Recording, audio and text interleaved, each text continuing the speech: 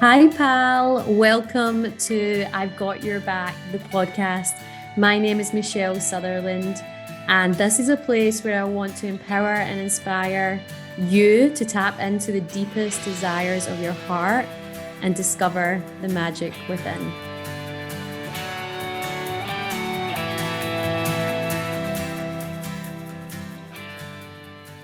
Welcome, pal, and welcome to another episode of I've Got Your Back, the podcast.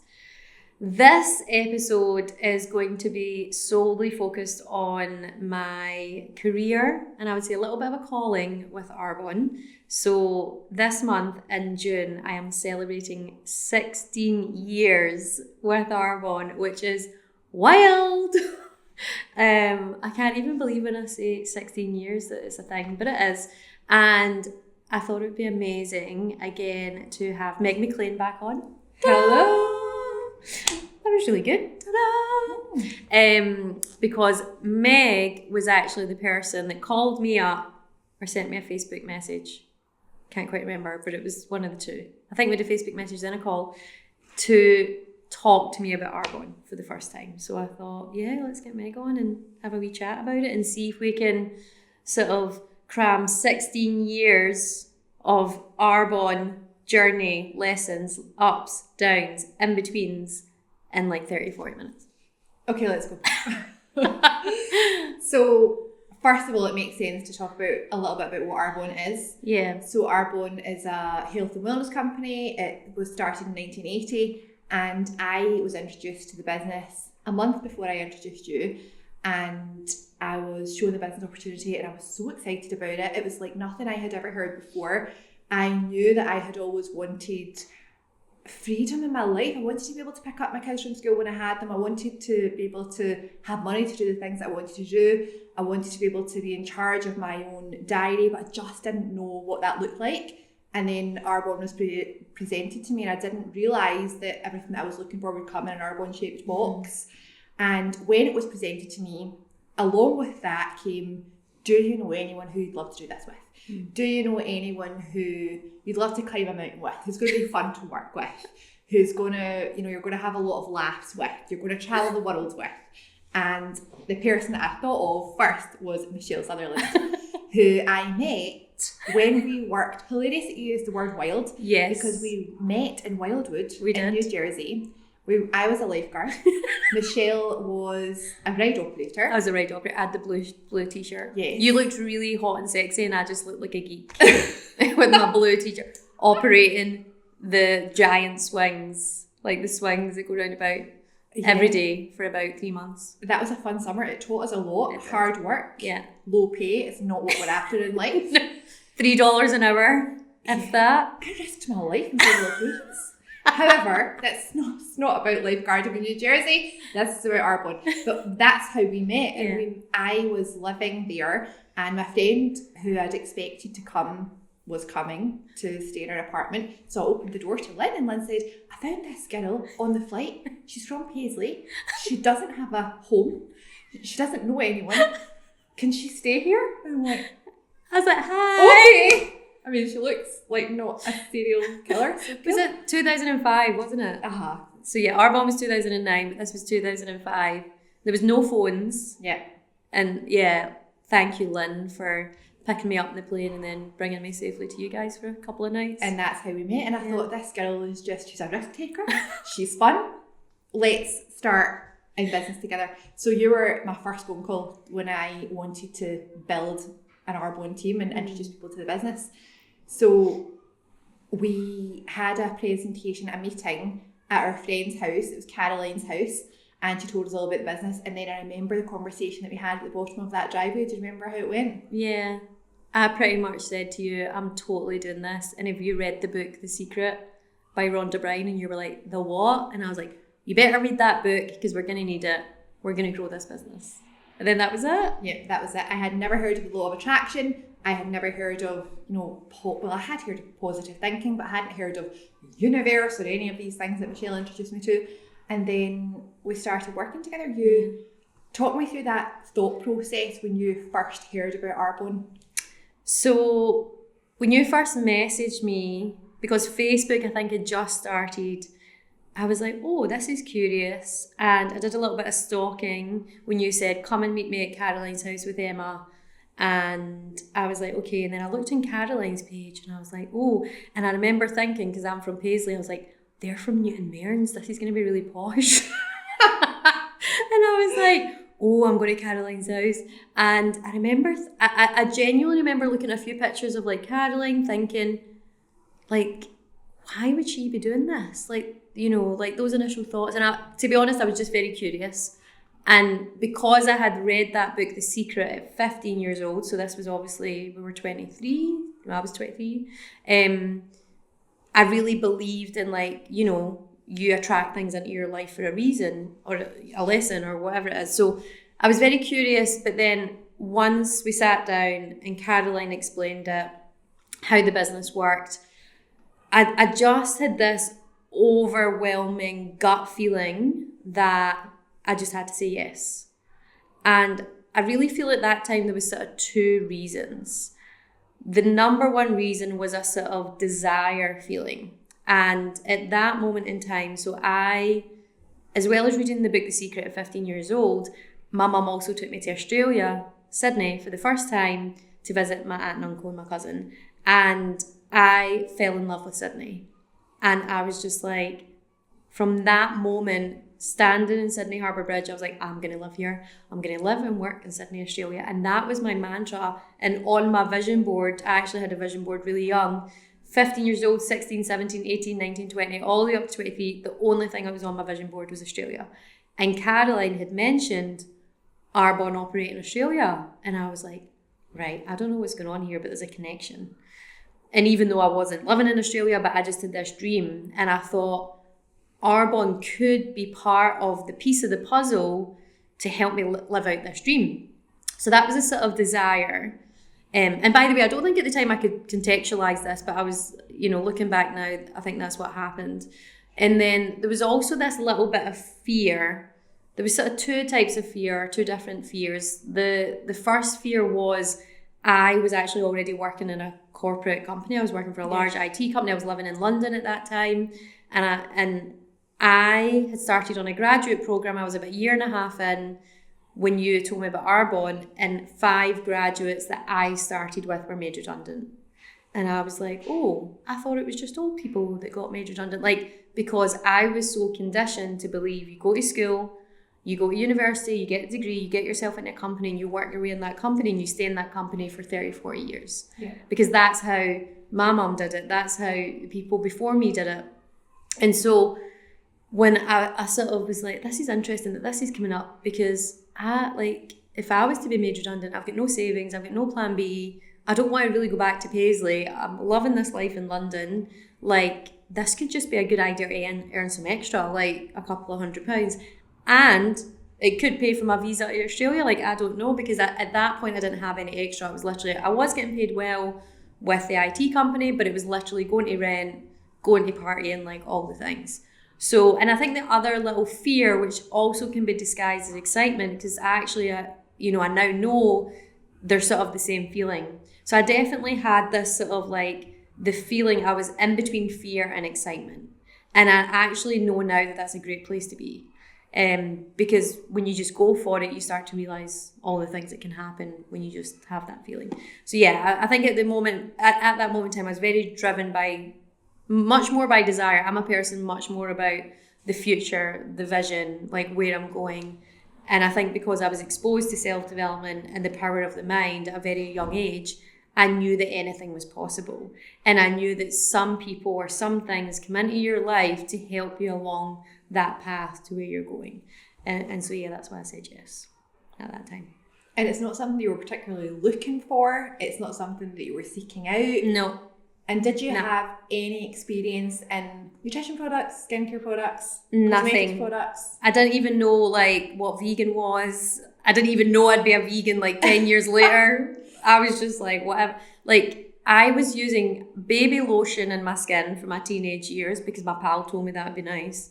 And I think just before Arbonne, I'd bought all these products from Clinique and my whole skin broke out. So I'd just go off, like I would go off recommendations, but I wasn't really into skincare. Yeah, I wore makeup, but yeah, I had no clue.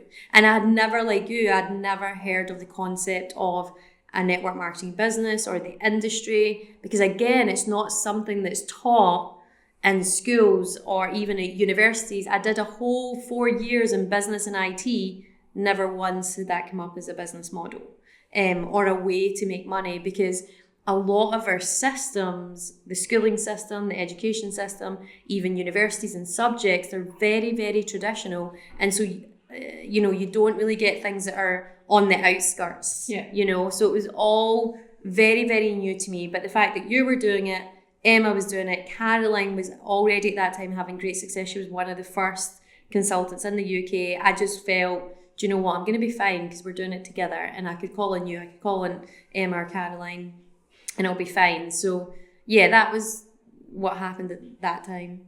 And I remember that conversation that we had at the bottom of that hill when we came out of Caroline's house, and you told me about the law of attraction. It was just that feeling of, this is going to be something really big, and that feeling of hope and excitement, because you definitely, when you're studying, I also study business and psychology, and graduating with this bit of paper, which used to mean a lot, but now it doesn't guarantee you anything. No. I started working in the graduate job market, but quickly was disillusioned with the amount of hours and the amount of pay, and how that didn't quite correlate, and how it was just expected. You work for 40 hours a week for 40 years to retire on 40% of what you couldn't live on in the first place. It's just such a strange way of living when you actually zoom out and look at it. Yeah, totally. And when you're given an option of doing something different alongside everything else without giving anything up, it makes complete sense. Yeah, that was the thing. Like, again, at that time, just to make sure, I asked my Uncle Tony. So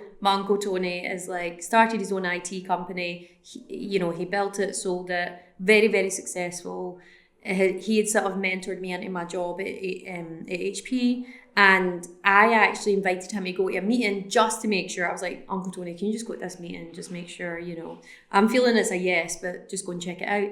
And he actually said to me, Michelle, this is a very clever business model. He said, and I really like it. He said, you should definitely go for it. He said, if you go for it and it works, it could absolutely fundamentally change your life. He said, if you go for it and it doesn't work, you end up with a bunch of products you can use for the rest of the year. And I was like, all right, okay. And sometimes you need like those people, and Uncle Tony's so good at that. He just says it straight, and he just sees, he definitely, because he was an entrepreneur himself, he saw it as an opportunity, and because his mind didn't work probably the same way someone else would, that's why I went to him for advice. And so at that time I was just like, yeah, okay, let's go for it. And 16 years ago, network marketing wasn't a thing, was it? It was very new in the UK. Now with Instagram and affiliate marketing and people posting links, people are used to that. If you want to buy a product, you go and ask your friend what they're using and they recommend it, and you buy through a link or your favourite influencer. It's very different to the way it was back then. And you were fortunate that you had your Uncle Tony to say, this is a great thing. Worst case scenario is this, but I think you should go for it. We have had a lot of experiences, and myself included, I had people in my life who said, that's never going to work. That sounds like one of those things that will work in America. It's not going to work in Scotland. The way to make money here is all of the things that I mentioned before. And, it sounds like a risk or whatever. Have you had experiences where you have had people close to starting the business and been put off by people who have said that it wouldn't work? Or again, 16 years ago, I think pretty much everyone had heard a bad story about network marketing, or that their friend's granny's dog had never worked or something. Everyone had a story and a perception, but actually our generation, we didn't really have those stories. And I had so many people that was like, you're on a date, Michelle, like, why are you doing this? I had housemates at the time. One of them made a spreadsheet. She took like the success plan of Arbonne, put it into a spreadsheet, and she's like, you will fail at this. She actually showed me the spreadsheet. She's like, you will never make those numbers. And I was like, thanks. And look at me now. I know, but I was just like, who does that? But actually, it's their way of showing you love and trying to protect you, because it's actually based on who they are, where they've come from. It's such a big risk that they're so out at that time, so out of the norm of following the path. Yeah. Like, you go to school, uni, job. Why would you go for anything else? So there was loads of people at that time. There was some family members that were on. My mum, to be fair, my mum's pretty good. She's very supportive. She just sort of trusts me and she's like, Michelle, well, you know what you're doing. And again, she has my back. She was a wee bit unsure, but because Uncle Tony said yes, she was like, that's fine. But even now, I still get people say I'm mad. Well, not so much about Arbonne, to be fair, because I've actually, made it a successful business. But when I do other stuff, people are like, you're mad. Like, why are you doing that? And I was like, because I think differently. Like, I do have a entrepreneurial mindset. So when I see problems or issues, I try to solve them through business. And I try to solve them just through different lenses. I would say that, yeah, what was it you said about, so people that at the time, like, they weren't sure, and then what was the other question you asked? Just, have you ever experienced any negativity? Oh, every day. Like, and whether I know about it or don't, because sometimes I feel the negativity, but it's something that, our brains are designed to protect us. Yeah. And always look for those things that are going to be a hazard, or, like, they're like, oh, I'm not sure about that. So everyone's brain has that inbuilt. And what I learned very early on in my life, which I'm so grateful for my aunt, Anne-Marie, who's Uncle Tony's wife, by the way, she gave me the book, The Secret, because she was going through a tough time in her life. And she found self-development and personal development, and that started to help her, so she passed it on. So what I've realised is it takes a lot to train your mind not to think negatively or not get attached to those negative thoughts. Like, most of the time, those thoughts are not real. Those stories are not real. But depending what's happened to you in childhood, depending on what's happened in your life, depending on, your risk profile, like, people will be negative because they don't believe it's the right thing. Yeah. And their mind, for whatever reason. And I'm just like, thank you so much, but this is what I'm doing, you know. And so, yeah, you just sort of learn to live with it. You learn to live with your own negative thoughts sometimes. And I'm constantly reframing, and I've learned to reframe. I think it's just a lot quicker because I've been doing it longer. With most people, and I do think it's quite sad sometimes, because when they let those negative thoughts control, and then they project onto other people as well, it completely takes over their whole life, and then they wonder why all these things happen in their life, is because actually you're just in this constant negative spiral, which is really tricky. Like, it is really, really tricky to navigate. But yeah, I just, I'm just, as my granny Betty used to always say, Michelle, just let everyone hang as they grow. Hang as they grow. And it's pretty much like, if that's their opinion, that's cool, but you crack on, you know. Yeah.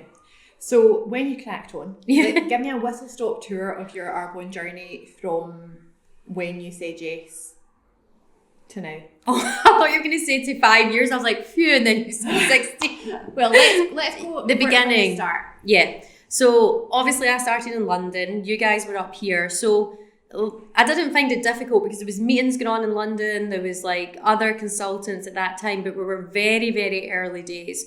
So I got a lot of, inverted commas, rejection, because people were like, what are you talking about? It was like, even though I got it immediately and I was like, this is a no-brainer, like, a lot of people were like, no, absolutely not. People bought products, but from the business perspective, they're like, why would you do this? And I was like, because, like, no staff, no premises, you get to earn this alongside what you're already doing. We're going to have fun. We're going to Vegas in 6 months. There was all these things. But I would say for the first, I was getting a lot of no's for the first 6 months, and then I met Louise, who was a friend of a friend, and Louise totally got it the way I got it, and it was like immediate. And then she became my first team member, and then that just built my belief. And because she was just like all gung-ho, like even faster than me, you know, she just ran with it. And I think that gave me a lot more confidence because I was like, I'm not the only person that gets this. Even though you guys got it, but it makes a difference when someone that you've introduced gets it. Yeah. So I would say, yeah, and then everything started to change then. But I also was like, I still want to get to Australia. So before you get to Australia, just for anyone who's listening who doesn't understand the concept of the Arbonne business, so you spoke about the products was one thing and then the business is another. So as an Arbonne consultant, our business is built on product turnover. You're paid on product turnover. So there are two parts to that. There's a direct sales side of it, which is when you recommend a product, someone logs online with a link and they buy the product and they get delivered to their door. You're paid a commission of what that person spends. The other side of it is the network marketing side of it, and that's when you can build a network of people who also use the products and who also are sharing with their network. So there's two sides of it. So when you start, you're looking for people to introduce the products to start using the fizz sticks and the greens and the skincare. But then you're also looking for people who you think would love this business. You're looking for people who would like more time. You're looking for people who would like more money. You're looking for people who would like to do something that allows them to pick up their kids from school, to do something that allows them to build an incredible business, building B Corps alongside it. You know, it's something that you can do for a recurring income stream alongside everything that you already do. And you can see the earnings of an average Arbonne consultant on a website called earnings.arbonne.com, but the potential is incredible with this business. So when we ask someone to take a look at the business, it's a really worthwhile business opportunity. And that's why you asked Louise to start with you, and she said yes. Yeah, and she said yes. So, and then, so pretty much that became that sort of first year and a half. It was very focused on like Louise and I, and you guys were all just sort of going for it. Then I moved to Australia with my IT company. And I would say that I did treat it like a bit like a hobby. It was just like the last thing I would get to, you know what I mean? Because I was very still early on in my corporate career, and I was still sort of in that, like, you know, progressing through the corporate ladder. So I would say that I treated it, probably more like a hobby the first 2 years. Then I moved to Melbourne for a year, and then I got to Sydney. And it was almost like, right, I've got to Sydney now. This is a dream you've been thinking about for a long time. Then I was living it, and then I saw the potential in Sydney. I was like, well, still to this day, not many people know about Arbonne, but in Sydney, I just felt like no one knew. And I thought, right, I'm on my own. I'm on the other side of the world from you guys. I'm going to just have to, you know, get my shit together, treat it like a business, and actually be more consistent. And I started to read a lot more books. Like I read Rich Dad, Poor Dad by Robert Kiyosaki. What was it? The 4 Quadrants he wrote as well. Yeah. Cash flow quadrant. So I really started to understand and learn about the difference of trading time for money and a job versus creating other businesses that allow you to create an income where you're not necessarily having to be in the business or doing those all the hours to get paid. So you start to create these sort of income streams that pay you, you know, over and over and over. So then I realized, God, Arbonne is that business model. So then I started to, because I built my confidence and because I was in Sydney, I started to think about, right, what's my next dream? Like, what's my next goal? And then I even though I loved my job, so I was a couple of years in, but there was still all this stuff going on, like politics and backstabbing and all this stuff that happens in the corporate world. And I thought, it's like I just got on with my job and I do it, but it's not great. And I was finding the more time I was hanging about with Arbonne people and the team, I was having way more fun there than I was in this environment. And I thought, you know, what if I could just build this? So I just started to have a bit of fun. Like I was in my mid-20s, so I thought, let's set a 5-year goal to leave my full-time job before I turn 30. Let's see if I can retire from my full. And I kept saying that. People remember it was a thing. I was like, I'm going to retire before I turn 30. It's like podcaster. So it became a bit of, but it was good for me because again, I like to be driven by desire. So to have a vision or to have a goal, like I work really well having that. And so then I just got really serious about it. I started to, every Wednesday night, I dedicated to Arbonne because really with working 50, 60 hours a week and all my other commitments, I thought I can do a Wednesday night I ran like an informal meeting about Arbonne to go through the presentation every Wednesday night for about 3 years, 2 or 3 years. And of course, other things in between. But with that consistency, I started to get more consistent results. So then I started to, we started to grow an amazing team in Sydney, lots of clients, lots of consultants, people like it did for me in Caroline's house. It created a lot of hope for me. But then I started to see the impact on other people and how much hope it brought to them, and how much people started to think about their dreams again, started thinking about what they truly wanted. They started to look better, feel better because of the products. And I was like, wow. And then not knowing, now I know what it was then, but I was effectively building this community of people like all just going for it and just having fun, and obviously having a few hiccups along the way, but just talking those things through. So because of that consistency, I then started to see the success. So I started to move up the management level. So you basically, the more sales turnover you have at your products, the more you move up, and then Louise was doing that obviously in Scotland as well. So because of the consistency, it brought me more confidence, and then it got me more results. And then I would say, I reached a big milestone at 2014. I reached the 3rd level of success where you get a cash bonus for a white Mercedes. So I was like, oh my God, I'm getting a wee SLK, red leather seats. And we had a big photo shoot at Sydney Harbour and all this stuff. I mean, I probably wouldn't do that now, but at that time, when you're like mid to late 20s, it was like, what is this? It was like literally living out a dream. But I would say up until that point, it was all very much like, it was quite tough in the beginning. Then I started to get a bit of confidence. Then we started to grow. Then I was the evidence, and then other people started to believe that it was good, it could happen for them as well.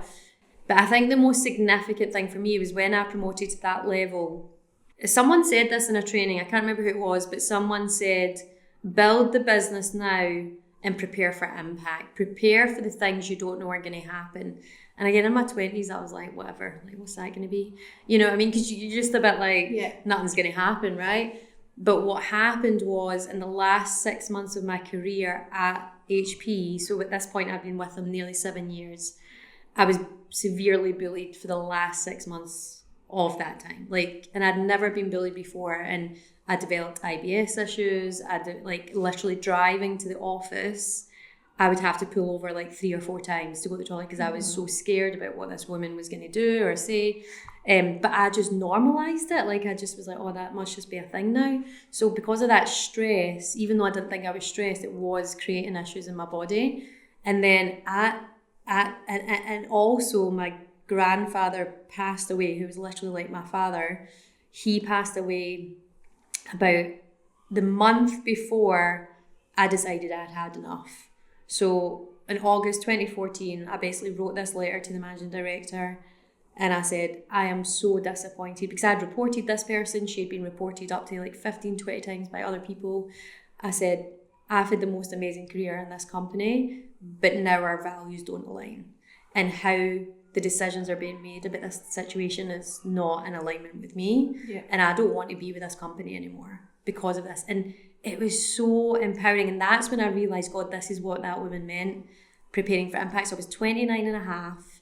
I handed in my notice. I wrote this letter to managing director of the company. And I got to come back home to Scotland and spend a month with my family to grieve my grandpa. I'm still emotional thinking about that. And it was just that's when I realised, and we had the biggest month in business we'd ever had, because my team said, Michelle, don't do a thing, because they knew how much he meant to me. They were like, we've got your back. And I had created this whole community on, I've got your back, I've got your back. And I thought, God, now it's all come back, So that to me was when I really truly realised the power, I think, of Arbonne. I'd realised smaller things, but that to me was that was unbelievable. Yeah.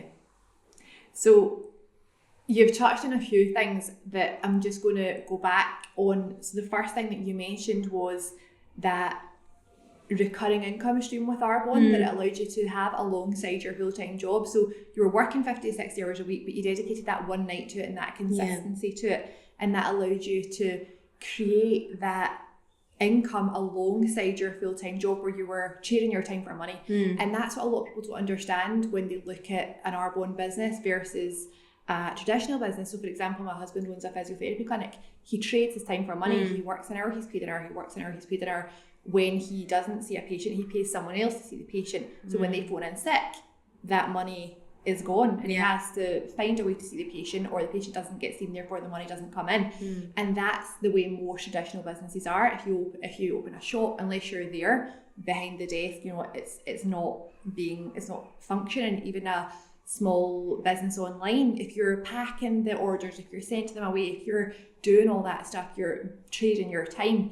This is a way that you can create an additional income that allows you to leverage your time, because you're not only paid on the hours that you work, but you're also paid on the hours of a team of people. So while you're in Australia, while you're going through all that horrific stuff with your IT company, there was a team building their Arbonne businesses, using the shampoo, using the conditioner, using the nutrition products on the other side of the world that you're paid on. So bearing in mind the time zone, you were actually sleeping a lot of the time when that was a lot of your team were awake and they're building their business and they're talking about Arbonne and they're buying their fizz sticks, and you're paid on that. But this is what a lot of people don't understand. In your journey, Louise, who you introduced, actually got to that third level of management before you did. That's right. Because you're paid more on what you personally do than what you are on the people that you introduce. So your commissions change according to what you personally do. So therefore, when you were going through all that, Louise was working really hard in Scotland, and she actually got to that third level before you did. So she overtook you, and that's what a lot of people don't understand. Well, if you work really hard and you put a lot of effort, and you can actually jump over people who introduce you, and you can be at the different levels of management before the people who introduce you can. However, when you were in a place where you were able to build your business, you know, solely and really focus on it and put your all into it, you then got back to that level and you picked all that back up again. And that's what's so magical about this business. It fits into your life, and it's something that you can, to an extent, shelf for a while if you have to. If things are happening in your life, you can focus on other things and then you can pick it back up again. And that's worked so well throughout your business in these many years, hasn't it? Yeah, totally. And I think that's the beauty of it. Like, you know, essentially you are your own boss, so you decide the hours you're going to work, you decide what effort you're going to put in. Life is going to happen, like stuff is going to happen. And if you've put in the hard work and you have built a business to a certain level, it is still going to pay you. But if you don't do anything for months and months and months, like, it will dwindle away, right? So you've got to be consistent. So it's been a business that has been with me for 16 years through many, many different seasons. And, you know, amazing celebrations, but also like really dark times. But more importantly, the people that have been in my team, that have become best friends, that, you know, like would our friendship still be here today if it wasn't for Arbonne? Who knows, you know? So I think it's more about, for me, it's always been a people business. It's always been about investing in people, like, because I remember when we first started, we just got poured into by all these leaders that have been in the business like 30, 45 years. Arbonne's been going 45 years. And they were just like telling us all this stuff we'd probably pay millions of pounds for now. And we would just sit in a training and just get it all. So I always realised it was very much, it actually shocked me, because I'd been in this company seeing them build a profit at all costs. Every single meeting it started off about money. Whereas with Arbonne, every single meeting I was in started off about people. What is it you want? What is it you want to get from this? Like, what is it you want to achieve? Let's give you the skills. Let's invest in you to become the best version of you to create whatever it is you want in life. Like, it was like two completely different concepts. And I think that's what led me to B Corp as well, because B Corps tend to focus on their people, more on the planet and their impact, and definitely deliver a profit. Like in Arbonne, we definitely delivered a profit, but it wasn't profit first. It was people first. Yeah. And even through my job in HP is like ended up in head of employee engagement of like 6,000 people. I just listened to people. I was like, tell me what you're struggling with, tell me what you need. And then I put it into your strategy to help them. But most leaders in that environment didn't get that, you know? So yeah, I think it's been with me for many, many seasons, including the last few years, which has been particularly I would say, spicier. Yeah, so you got to region, which is Yeah. the car level, which is where Arbonne pay you a monetary figure to pay towards a white Mercedes, or you can actually use it for other things now.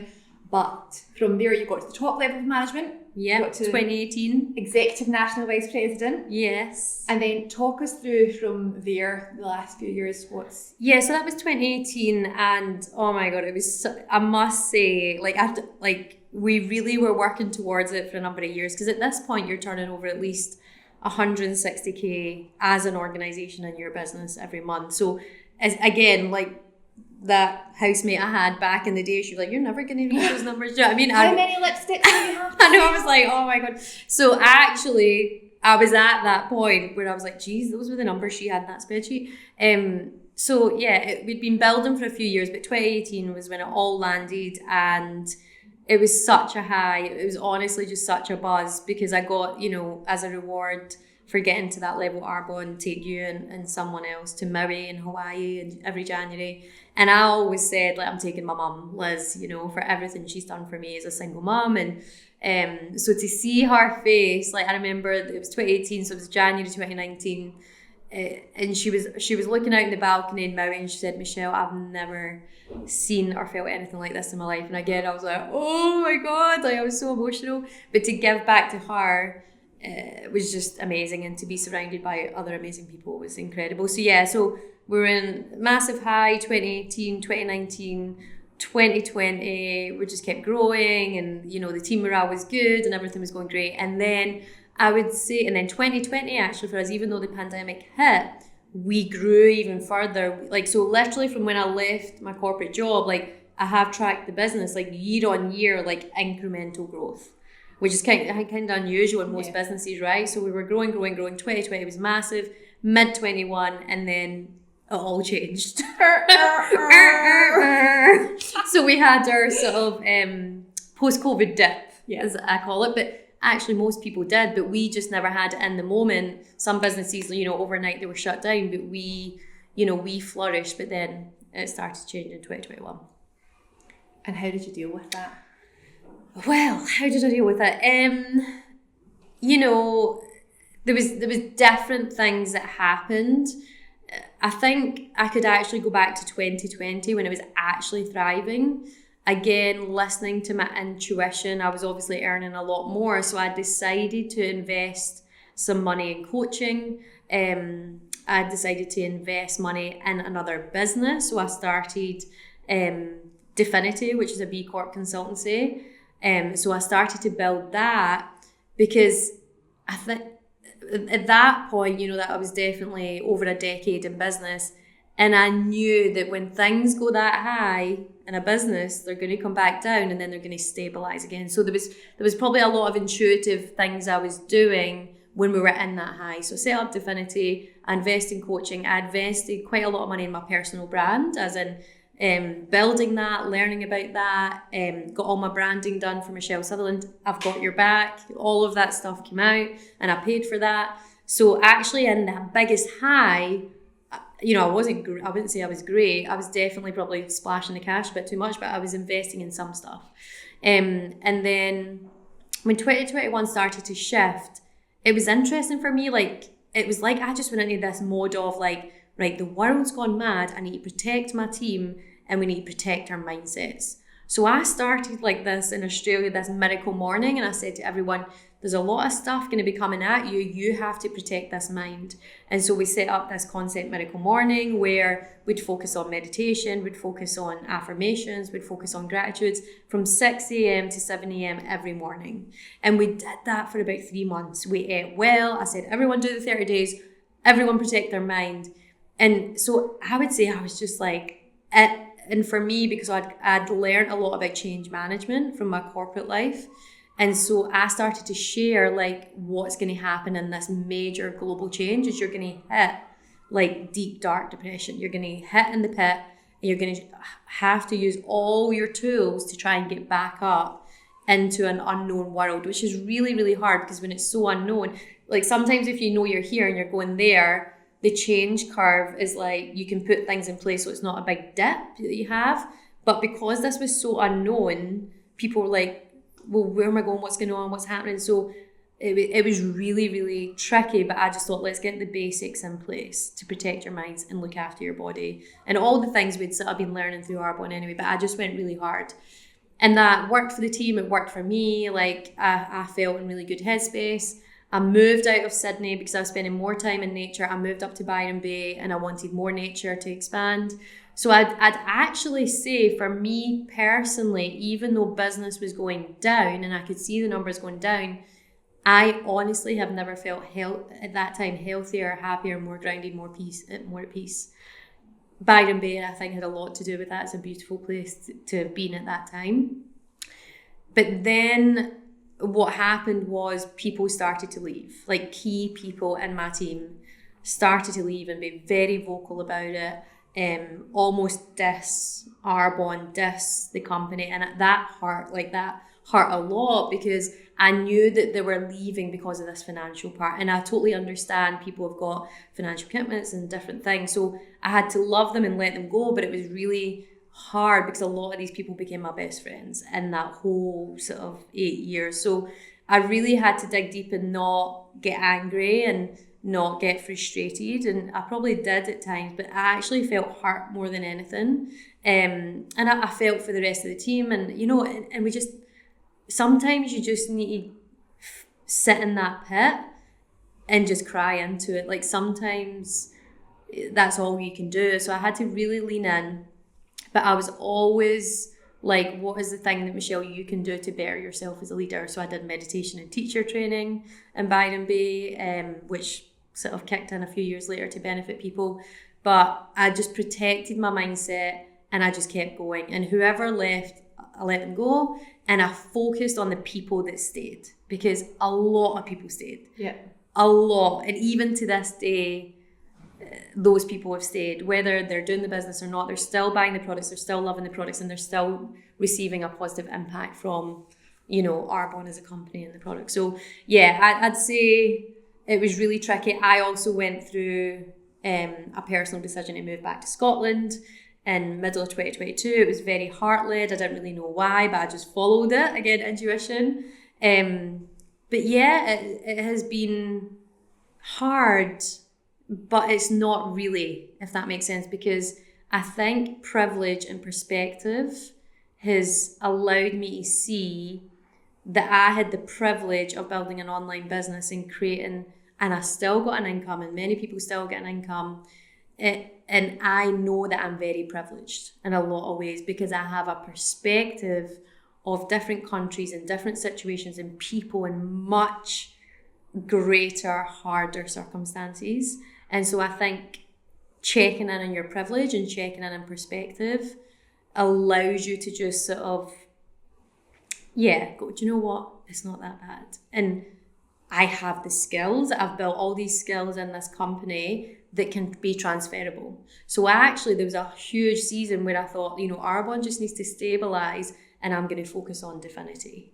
And that's what I did. And so what I did, and that's like an entrepreneur, right? You have, I mean, ideally you want, like, I believe you should have 8 different income streams. And that's what I'm always working towards, because if one goes down, you work on the other one. If that one goes down, you work here. So I was starting to learn that. And so you just have to like shape and shift a little bit based on the circumstance. But when you're working a very people-centered business like Arbonne, it does hurt. Like, it absolutely hurts. However, like I said, there was many people who stayed, so I just homed in. I serviced those, like I was in service to those people, and I just cracked on. Like, I was just like, what's the next best thing I can do? And even till now, like, I don't think it's where, you know, I'd love it to be. But actually, I think we've pulled through the worst times, and we've just come off the weekend of an amazing retreat here in the UK, and it just filled me with so much vision, because there was such an acknowledgement of that time. And someone just said, you know, Sarah Isbister, who's one of the most amazing leaders in the UK, she just said, let's just acknowledge that 21 to 23 was really, really hard. It was very unusual. We're never going to see that time again. So just it's fine. It was almost just like acknowledgement, it's fine. We all experience something.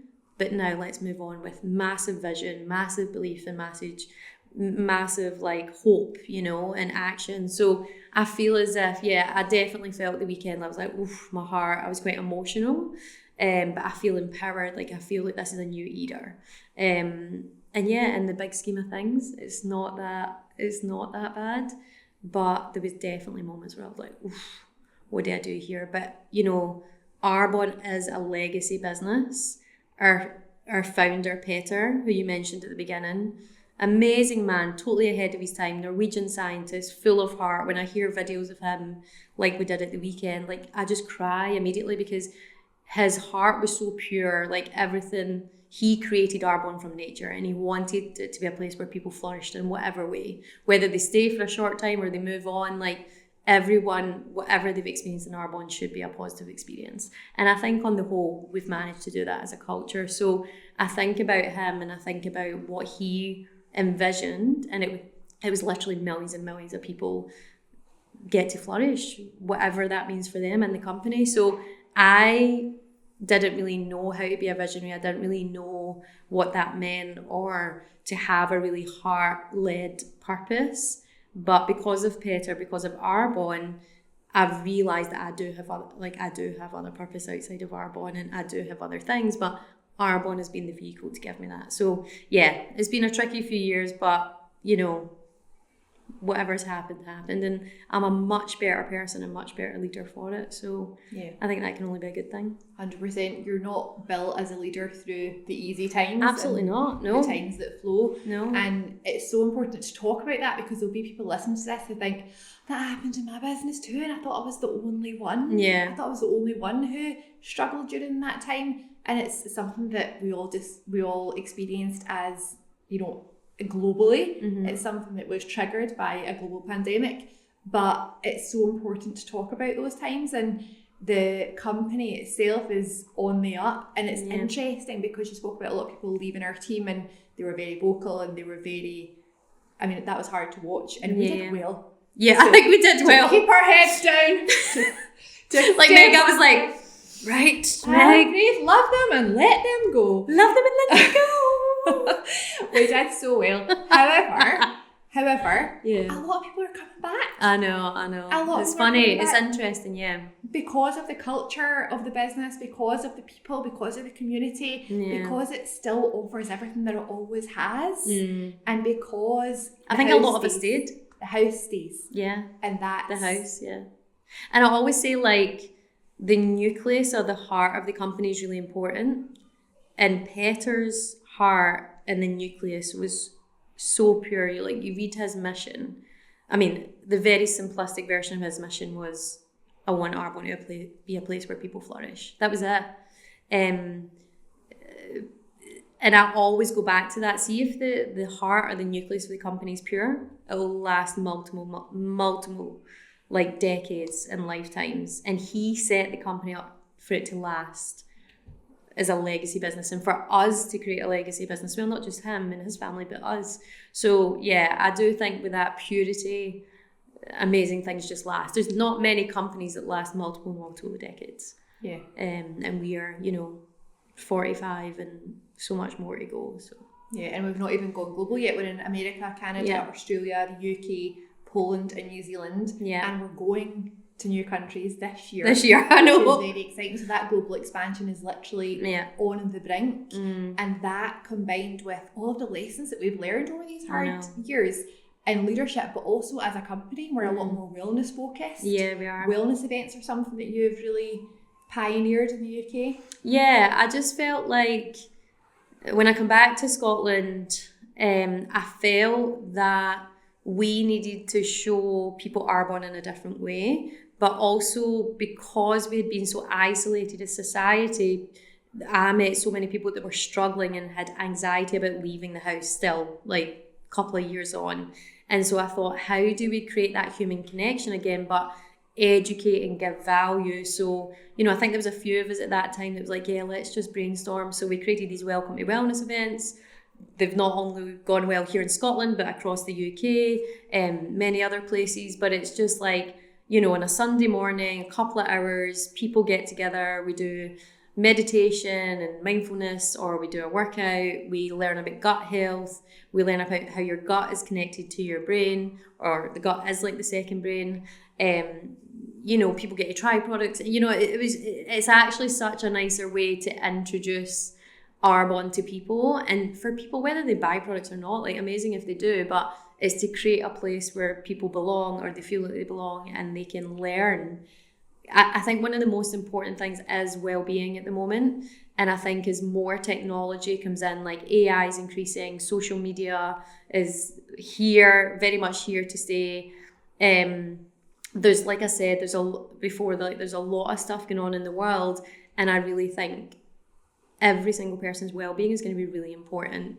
And I want us as a company to actually create places and spaces where people can switch off from their phone, be connected, be grounded, feel relaxed, and actually learn, like, what does it mean to really look after myself? And how do I keep my mind strong? How do I keep my body strong? Because there's going to be a lot chucked at us, I think, over the next 5, 10, 20 years. You only need to look at what's going on in the world now. So how do we create a place where there's love, there's abundance, there's education, there's value, there's fun, people laugh. I think that's, we just laugh pretty much all weekend at very random things. But, I really believe it's important to create those spaces, and Welcome to Wellness events have been great. Yeah, definitely. And not only those spaces for customers coming to try the products and use the products, but also to make that your business. Yeah. For people to actually share that with other people and be able to build a business alongside everything they're already doing. Yeah. Because the world is changing, because AI is taking over jobs. We heard at the weekend how Sarah was buying property, and she usually pays hundreds of pounds for a lawyer to look over the documents. She did it on ChatGPT for free in seconds. In seconds, yeah. So the world is changing, so it's like more rapidly than us 16 years ago, right? So it's like, what can you do to empower yourself to create an income, to support your family, to feel fulfilled, to have some meaning, to help others? Like, what are your options? I mean, there's lots of options out there, but I do think, Arbonne and network marketing does have a really big place. Yeah. And I think it's really important that people look into it.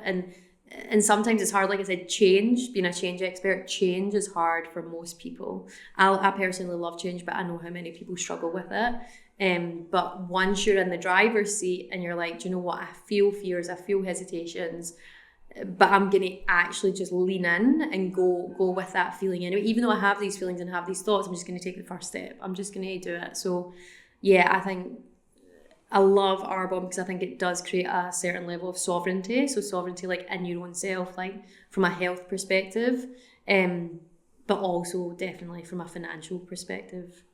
Yeah. And what would you say to someone, just to close, who's thinking, maybe that is something that I could do, but I'm too busy, or I don't have enough time, or I'm worried about what people think, or any of the reasons that we might get in our own head about? What would you say to someone who's on the fence about it?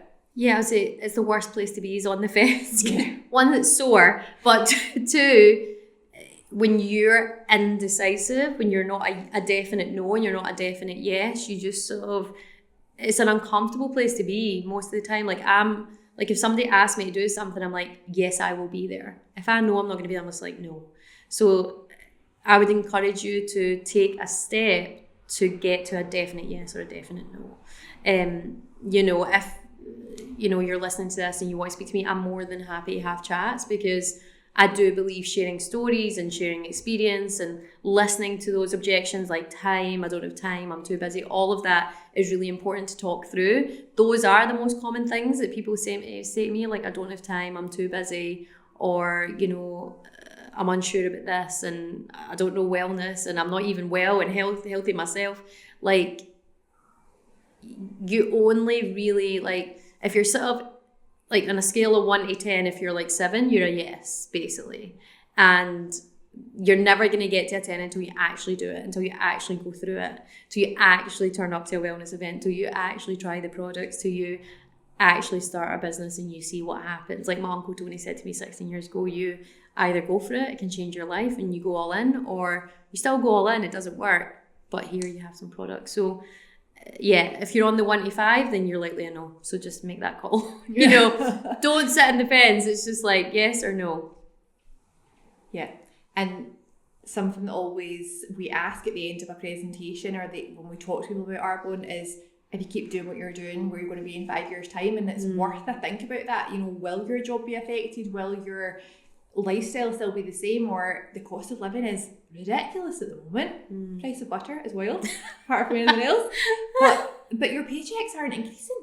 Yeah. And there's a gap and something has to change there. And if it's something that you think, I need something that I can just make some extra money, I need something that I can do alongside everything else, it can be a vehicle. You know, it doesn't have to be all or nothing. No, and it could be a period of time. It could be 6 months. It could be a year. Like it could fill the gaps, or it could become something really significant for me. And I think for you, we wanted to create something significant. Like we all said, you, me, Emma, Leslie, Steph, when we all started time, we were like, we want to create legacy businesses. We want to make significant impact, but we also want to make significant income. Because we knew the freedom on the other side, we knew the flexibility, we knew the freedom that we actually get to have now. Absolutely. In so many ways. So yeah, I think everyone chooses their path, but I know deep down, people deeply crave connection. People deeply want to be heard, understood. They want to have meaning in their life. They want to make a difference in other people's lives. Like humans are actually not that complicated. And I know people deep down want some of the outputs that Arbonne gives. Thank you so much for listening to this episode. I really hope you enjoyed it. Remember, download the Yoga Nidra right after this episode. Make sure you have a listen. It's the most beautiful guided meditation that will regenerate your mind, your body, and your soul. Take care. See you soon.